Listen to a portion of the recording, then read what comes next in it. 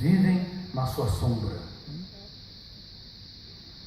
O risco de professores que são brilhantes oradores, de executivos, de profissionais liberais, de gerarem filhos herdeiros, torradores de herança, não apenas herança financeira, até herança da vida é altíssima. E é por isso que escrevi o livro Você Insubstituível, e eu falei do espermatozoide vencedor, e eu disse que cada ser humano é o melhor alpinista.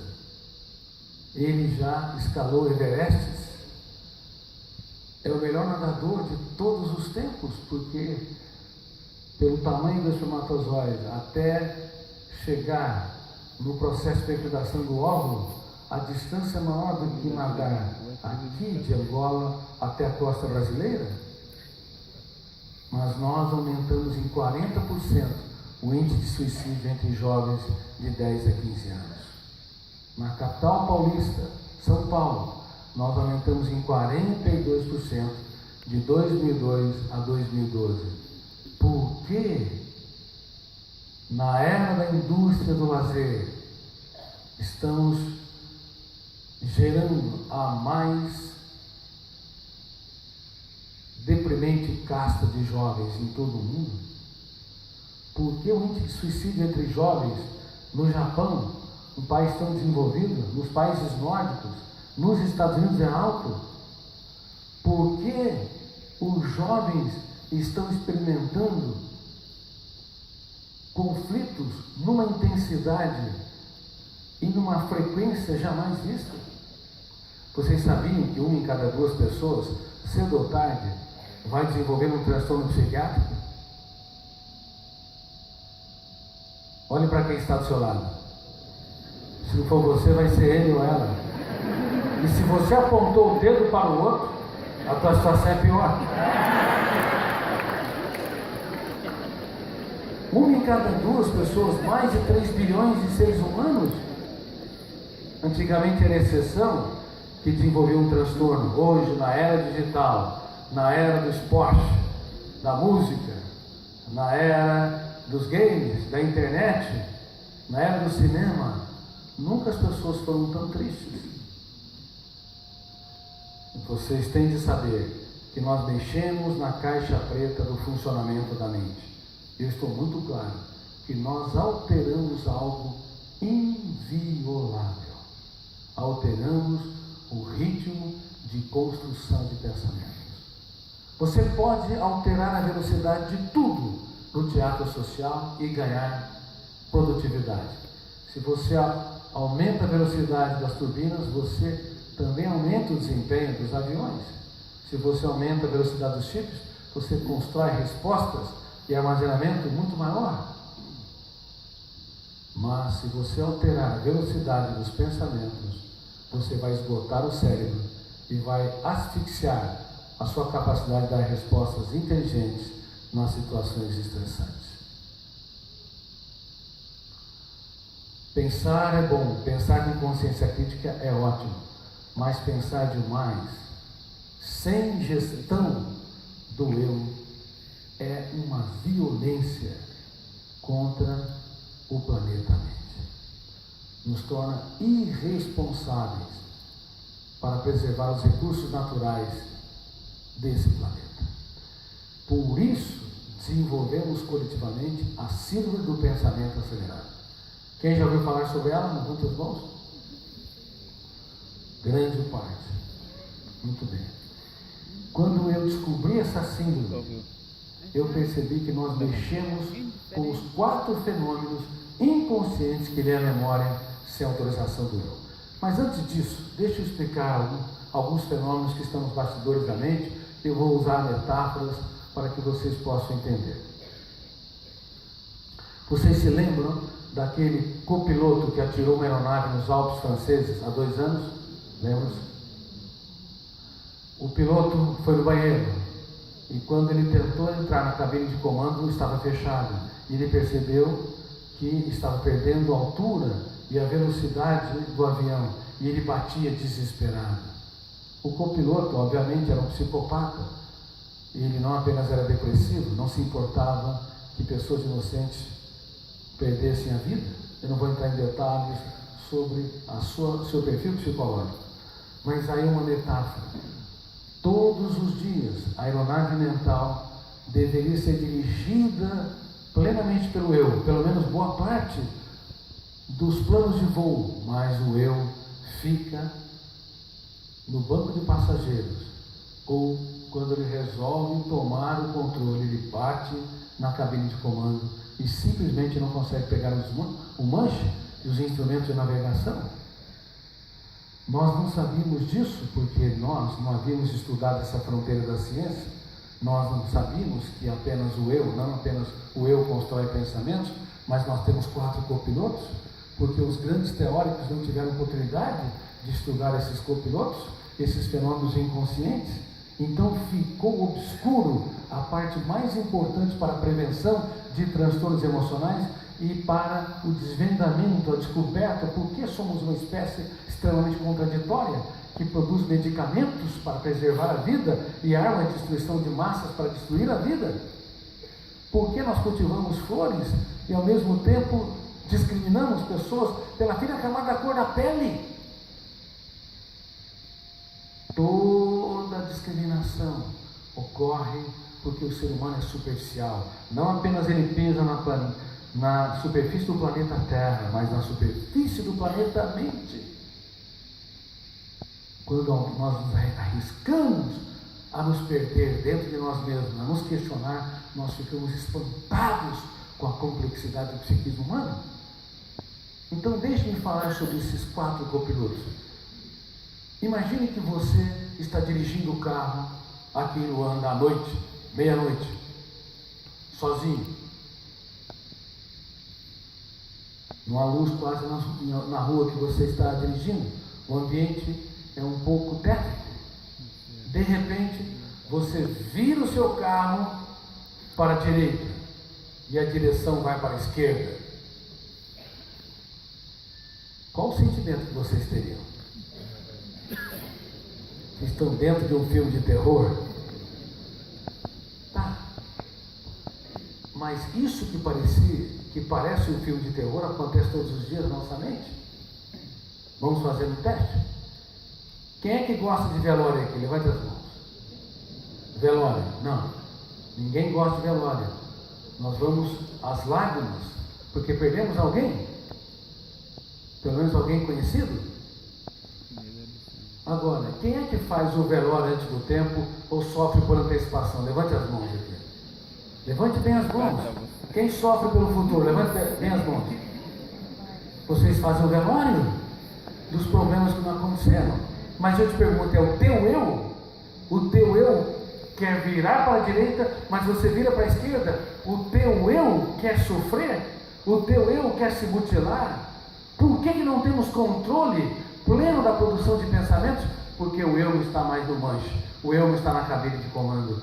Grande parte dos acidentes humanos ocorrem porque o nosso eu é fraco, frágil, inseguro. Ele não sabe impugnar, discordar, confrontar. Ele não foi treinado na educação clássica, cartesiana, lógica linear, que nos bombardeia com milhões de dados, desde a pré-escola até a pós-graduação, inclusive no estricto senso, mestrado e doutorado. Milhões de dados sobre o mundo em que estamos, mas não nos leva a conhecer o mundo que somos, não nos leva a ter treinamento para o nosso eu pilotar a aeronave mental. Somos frágeis, tão frágeis, que muitas vezes nós machucamos quem mais amamos. Tão frágeis que damos respostas atravessadas para os nossos filhos, quando deveríamos abraçá-los. Tão frágeis que nós machucamos aquela pessoa que nós escolhemos para dividir a nossa história, e ao invés de dividir a nossa história, nós enfiamos um punhal no território da emoção, tendo a necessidade neurótica de apontar falhas, de criticar. E quem é o manual de regras que aponta falhas está apto para lidar com máquinas, mas não para desenvolver um belo romance e nem para formar pensadores. E a nossa espécie, desde que ela construiu civilização, ela desenvolveu uma pauta de apontamento de falhas.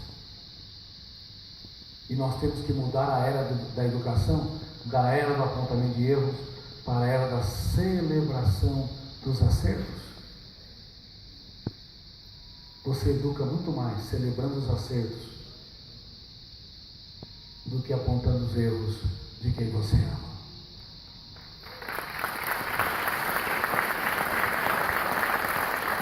Porque quando você aponta a falha, o biógrafo, chamado fenômeno RAM, registro automático da memória, constrói janelas killers. E quando você celebra os acertos, após um período de ansiedade de alguém que te decepcionou, quando a pessoa, seu filho, seu aluno, sua esposa, seu colega de trabalho, desenvolveu um período de calma, de reflexão, e você super exalta, o biógrafo registra uma janela light. Mas nossa espécie não é viciada, pelo menos uma parte, não é viciada apenas em drogas, como cocaína, crack, heroína. Nós todos somos viciados em apontar falhas. Sabe quantas crianças estão se destruindo porque os seus professores se tornaram especialistas em detectar os erros das atitudes? Há milhares nesse exato momento. Sabe quantos pais perderam seus filhos porque são engenheiros de janelas killer, desedificando a aventura, o prelúdio, o encanto pela vida e a capacidade de usar lágrimas e dificuldades para construir a sabedoria? Milhões.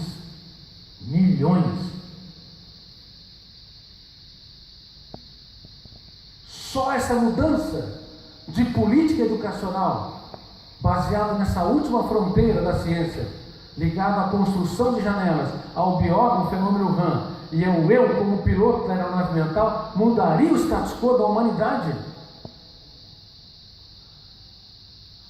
800.000 pessoas a 1 milhão de pessoas suicidam por ano. Nenhuma delas quer morrer. Está errado a tese de que há suicídio puro na espécie humana. Toda pessoa que pensa em morrer tem sede e fome de viver. O que quer matar é a dor, a angústia, o autoabandono, o humor depressivo, a baixa autoestima, o sentimento de incapacidade, nunca a vida. E se nós comunicamos isso para essas crianças e adolescentes e colaboradores e amigos, se celebramos os acertos, nós construiríamos núcleos light que dariam musculatura para o eu ser autor da própria história, gestor da mente humana. Isso eu falei em relação ao suicídio. Na verdade, como ele disse, 1 em cada 2 pessoas, bilhões de seres humanos, quase 3 bilhões e meio de seres humanos, cedo ou tarde, vão desenvolver um transtorno psiquiátrico. Nós evitaríamos grande parte desses transtornos. Muitas das nossas prisões virariam museus e dos hospitais psiquiátricos virariam, se tornariam conservatórios musicais. Mudem a sua política educacional. Você não percebe, mas me desculpe, todos nós estamos doentes em apontar falhas. Da próxima vez que você vai sair daqui e se relacionar com alguém, você vai perceber que nossos olhos e nossos ouvidos se tornaram especialistas em apequenar as pessoas, em diminuí-las, em registrar, em exaltar o que elas têm de pior, não aquilo que elas têm de melhor. O primeiro fenômeno inconsciente que eu descobri chama-se gatilho da memória. O gatilho da memória é importante. Esse copiloto é vital. Sem ele vocês não entenderiam cada frase, cada pronome, cada adjetivo. Porque se o gatilho não estivesse disparando milhares de vezes, abrindo milhares de janelas com milhões de dados, nós não assimilaríamos os estímulos do mundo externo, muito menos os códigos linguísticos. Não é o eu, não é o piloto, é esse copiloto. O segundo copiloto são as próprias janelas. Janela da memória é um território de leitura num determinado momento existencial. O segredo é abrir as janelas para que possamos desenvolver ou acessar informações para dar respostas inteligentes, mas se o gatilho erra o alvo e abre uma janela traumática ou killer, o volume de tensão aciona o terceiro fenômeno, a âncora da memória. E a âncora pode se fechar a tal ponto que nos impede de encontrar milhões de dados. Naquele momento, nos tornamos homo bios, deixamos de ser homo sapiens e nos tornamos homo bios. Veja, por exemplo, uma pessoa que tem claustrofobia, medo de lugar fechado, ela promete que não sentirá medo da próxima vez que entrar no elevador. O eu prometeu, o piloto disse para si que iria dirigir a nave mental. Ela entra no elevador, sobe o primeiro andar, o elevador trepida, detona o gatilho, abre a janela errada, a janela que tem a promessa, autoconfiança, não foi acessada, abriu a janela killer, que o elevador vai parar, vai faltar oxigênio, ela vai infartar, o volume de tensão é tão grande, fechou a âncora da memória, o Homo sapiens se torna Homo bios, e o quarto fenômeno chama autofluxo, começa a ler e reler aquela janela, e de fato ela já começa a ter a sensação de falta de oxigênio. Então, o primeiro fenômeno, primeiro copiloto, repitam, gatilho da memória. Segundo, janela killer. Terceiro, âncora. Gerou a síndrome do circuito fechado da memória. Homo sapiens em Homo bios. Quarto fenômeno, autofluxo. Ontem foi engraçado, eu recebi um vídeo sobre uma montanha chinesa altíssima, onde se construíram uma passarela no penhasco. Não sei se vocês chegaram a ver esse vídeo. E as pessoas desesperadas não conseguiam andar, não conseguiam se movimentar, elas caíam no chão, porque tem acrofobia, medo de lugar, medo de altura, porque o circuito da memória se fechou. Toda vez que o circuito da memória se fechou, você tem de saber que o Homo sapiens se torna Homo bios. Toda vez que o circuito da memória se fecha, os pais elevam o tom de voz. Maridos criticam excessivamente. E professores muitas vezes repetem as mesmas correções e às vezes apontam a falha desse aluno de maneira atroz. Quando fecha o circuito, nos tornamos predadores das pessoas que nós mais amamos. O mecanismo é o mesmo de alguém nas savanas diante de um leão. Quando um leão aparece, detona o gatilho, abre uma janela de que ele vai morrer, a âncora se fecha, não interessa pensar, interessa lutar ou fugir. E o autofluxo começa a ler que se ele não lutar ou não fugir, ele vai ser morto.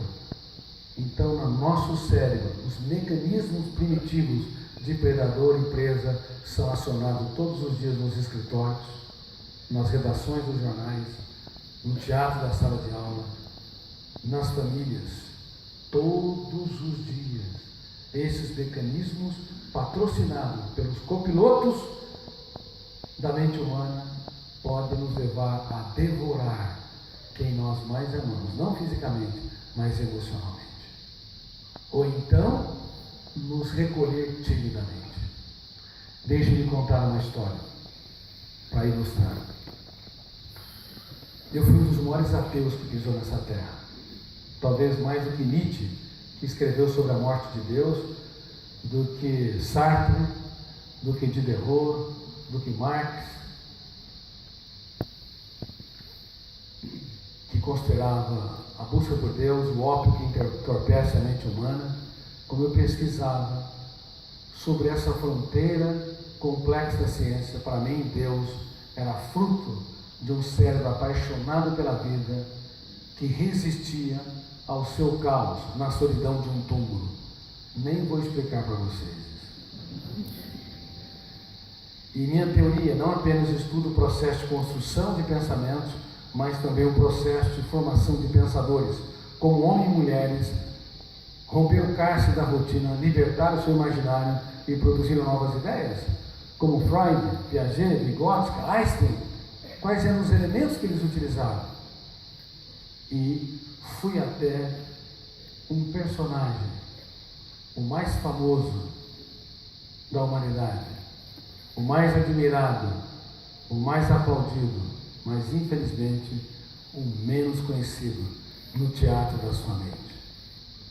As religiões todas falharam de maneira drástica, bem como as universidades, de não ter pesquisado a mente de Jesus, as ferramentas que ele utilizou, as técnicas que ele praticou para proteger a sua emoção e para formar mentes brilhantes numa sociedade altamente estressante, ocupada de maneira tirânica pelo imperador Tibério César. E pesquisando como um cético, analisando, tentando procurar fragmento ou fragmentação na sua personalidade e nas suas ferramentas para formar pensadores, à medida que eu o estudei, eu fiquei perplexo, assombrado, atônito. Nunca alguém fez tanta poesia quando o mundo desabava sobre ele. Ele era capaz de falar de sonhos quando havia pedras e pesadelos ao seu redor. Deixe-me contar uma história que me fez me curvar aos pés da sua inteligência. Glória a Deus! Amém!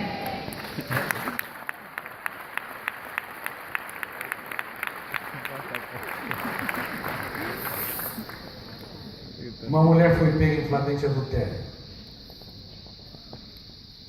Eu quero dizer, clara e convictamente, como pesquisador desta área, que para mim as mulheres representam a parte mais inteligente, altruísta e solidária da humanidade.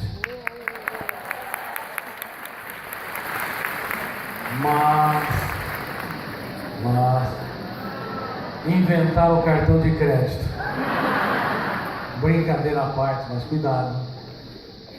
Projetar no consumo, alívio da ansiedade, é colocar combustível na própria ansiedade e autopunição, e vocês têm sido alvo em destaque por um consumo atroz, porque estão usando o modelo tirânico de beleza, mulheres esquálidas, desnutridas e doentes pelos padrões da medicina para vender produtos e serviços. E beleza está nos olhos de quem vê. Poderia repetir?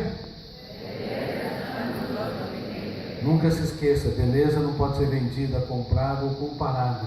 Você tem que falar para as crianças e adolescentes, porque há 70 milhões de pessoas desenvolvendo transtornos alimentares, bulimia, anorexia e vigorexia. Uma atrocidade sem precedente, é um erro dramático. Os pais não exaltarem a anatomia e a inteligência dos seus filhos com uma certa frequência, bem como os seus professores. Você não forma janela light, porque se você não formar janela light, o mercado vai formar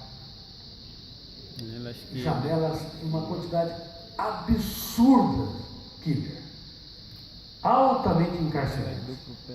Quase todos os jovens, se temos 2 bilhões de jovens, quase todos eles de alguma forma estão doentes.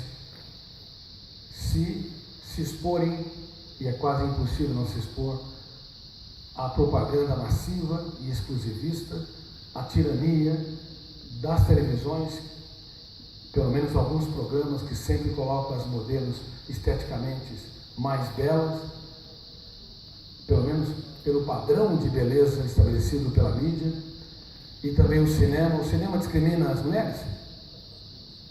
Discrimina? Sim. Vocês já viram um par de gordinhos fazendo um romance? Só comédia. Até nos desenhos, Shrek. Se tem cheinhos é comédia, e a vida não é uma comédia. E isso entra no inconsciente coletivo e causa um desastre sem precedente. Nunca se esqueça, beleza está nos olhos de quem é autor da sua própria história e não escravo do sistema social.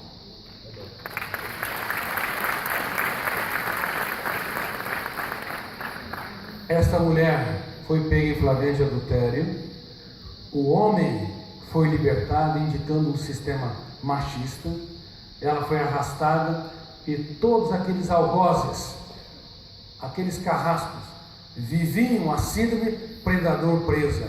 Eram predadores que detonam o gatilho, abriu janela, killer, o volume de tensão fechou o circuito da memória, a âncora fechou, o homo sapiens se tornou homo bios. E o alto fluxo, li e relia, que ela tinha que morrer para servir de exemplo para os outros. O eu não estava no controle. Mais uma atrocidade. E de repente, a colocaram na frente do maior professor de todos os tempos e fizeram-lhe a pergunta fatal. Ela foi pega em flagrante adultério. Qual o seu veredito? Que resposta ele deu? Se você pegar teólogos católicos no mundo todo vão dar essa resposta. Teólogos protestantes vão dar essas respostas. Centenas de milhões de islamitas que o admiram porque ele está inserido no Alcorão vão dar essa resposta. E também budistas e assim por diante. Mas está errada a resposta. Sob os ângulos da ciência, não é a resposta que ele deu em primeira mão. Ele se recusou em submeter a síndrome predador-vítima, predador-presa. Ele se recusou em submeter a ditadura da resposta. Ele escrevia na areia, porque para ele, quem não é fiel à sua consciência, tem uma dívida impagável consigo mesmo.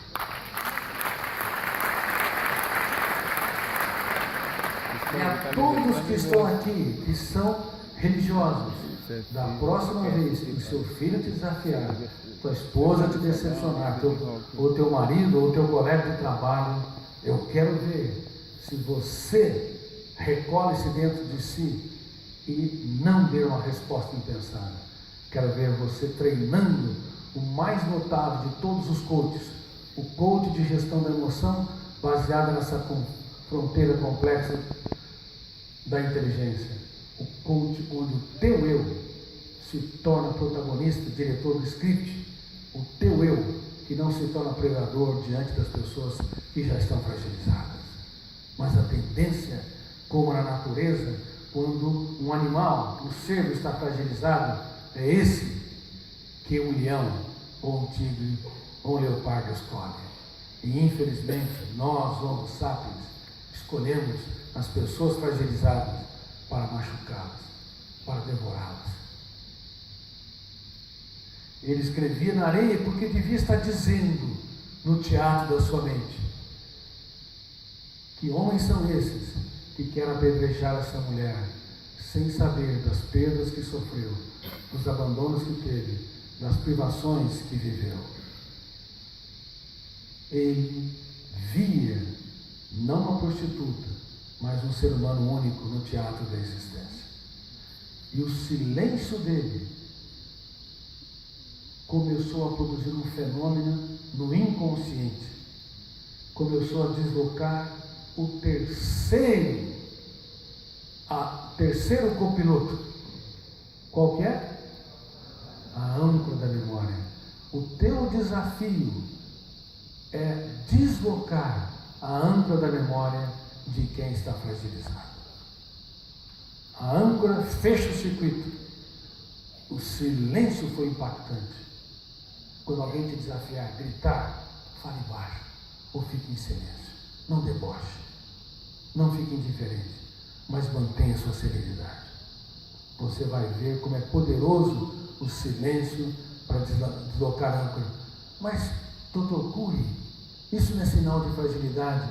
Não importa. O que o sistema social traduz como força, nós devemos traduzir como fragilidade. O que eles traduzem como fragilidade, nós traduzimos como força. No segundo momento, ele deslocou a âncora deles e abriu o leque da sua mente, acessou milhões de dados. Foi por isso que ele resolveu numa frase o topo das ciências jurídicas, da psicologia e da sociologia. Ele disse: ok, eu dou liberdade para vocês cumprir a sentença. Notem que ele exaltou a pessoa que erra mais do que o seu próprio erro. Ele não condenou a capacidade de julgar daqueles homens. Ele mudou a base do julgamento. Podem apedrejá-lo, mas antes tenha coragem de mapear seus erros, seus conflitos, suas mazelas. Ou seja, em outras palavras, quem não tem erros e falhas, atire a primeira pedra.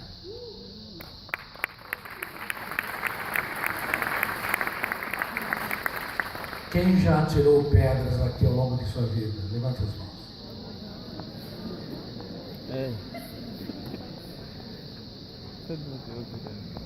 De agora em diante, vocês estão num treinamento com meus alunos. São meus alunos ou meus espectadores? Alunos. Com meus alunos. Vocês estão num treinamento para gerir o mais complexo de todos os planetas. A mente humana, a mais complexa de toda a aeronave da emoção, a mais sofisticada de todas as empresas, a personalidade humana, a única que não pode falir, porque se ela falir, tudo o resto desmorona. E vocês têm de saber que o seu objetivo não é ganhar a discussão, mas ganhar o coração. Se vocês amam, vocês que são professores, se vocês amam os seus alunos e querem formá-los como pensadores, vocês não têm que ganhar a discussão.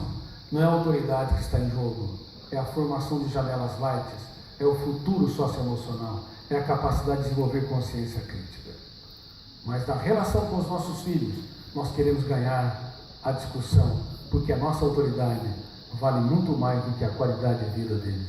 A nossa autoridade vale muito mais do que a qualidade de vida da nossa parceira, nossa esposa ou dos maridos. Infelizmente, nós, através do mecanismo predador e presa, desprezamos a grandeza de quem está ao nosso redor, não sabemos proteger a emoção. E proteger a emoção é vital para geri-la, caso contrário seremos meninos, ainda que tenhamos PhD em psicologia. E vou lhes dar algumas ferramentas que vocês devem levar por toda a sua vida. Número 1, para proteger a emoção, você